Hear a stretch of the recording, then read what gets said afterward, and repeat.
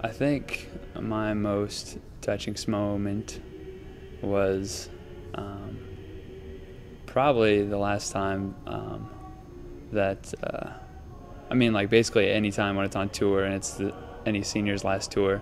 I guess it was when the last tour, whenever Kemper Bucky left, I guess, and well, on the last concert, whenever Casey was around, and our pre-concert ritual or whatever that we do, and it's the last thing that they ever get to say.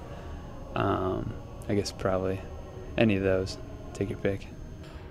One memory I will never forget is standing on stage at our last concert on tour this year and looking at the ensemble's faces, at you guys' faces while I was up conducting Radio Mundi. I don't think I will ever forget that. And why am I getting emotional already? Jesus. But yeah, that's one thing I will never forget. But there's been thousands of memories, but that's one that I will cherish in my heart for a long time. Almost every aspect of SMO is something that I think so fondly of and that I'll remember for the rest of my life and carry with me, and that I'll probably never forget.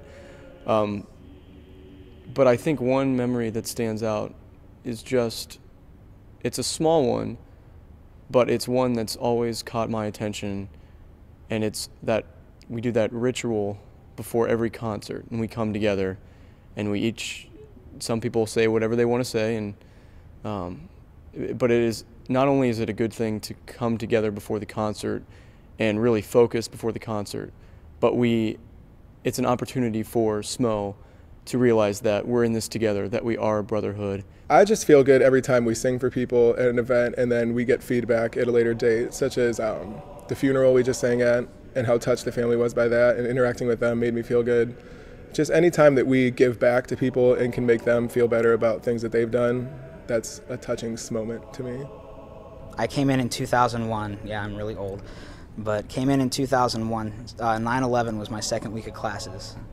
And for varsity night and the Ohio Theater Show that year with the 110, they invited us to sing Salvation Belongeth to Our God with them. And, you know, it was great when we did it on campus. We did that in America the Beautiful with them. But going up to Columbus in the Ohio Theater, and I don't know how many people that theater seats, several thousand, it was packed.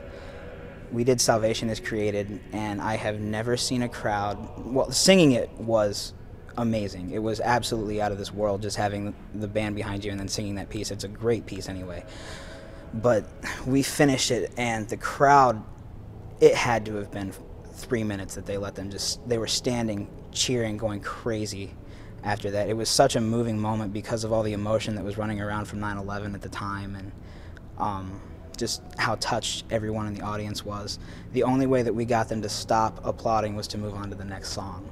My most touching moment would probably have to be sophomore year winter alumni concert when Dr. Feener came back up. He got asked to come back to direct the alumni choir, and he came up to direct The Quest Unending. And I remember people who came to see the show said that from the audience, I looked like I was glowing. There was just this moment of him coming back up, and I felt for a moment that he reunited the new and the old. And I remember getting chills, and I remember just wanting to well up at the power of the moment.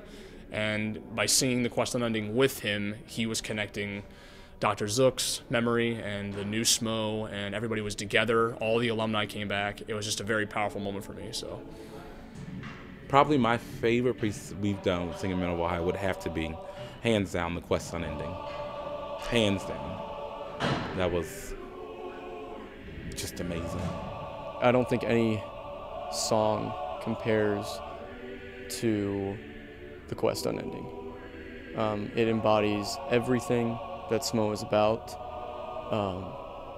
and it holds Dr. Zook's vision of what SMO is and what it should be and what it continues to grow to be. I would have to go back to The Quest Unending, of course. and pair that with The Awakening. I think it's got a very similar feel to it. I liked Quest Ending just because it meant so much to so many people who have had a lot to do with the group, and it meant so much to Harlan and Ryan Grubb, who directed us while we sang it, and I just thought it was really moving and really touching. Definitely far and above all the other ones that we sang is Quest Ending, which I think probably most people say that one. Basically, you could feel Dr. Zook through both pieces. You could physically feel him. You could physically feel the history of SMO as you sang both pieces. You could feel everything that the group had been through and how it evolved, and you flashed through all these memories in your head, and you saw Harlan and you saw all of these great people that contributed to making this organization what it is today. My favorite piece of music in SMO,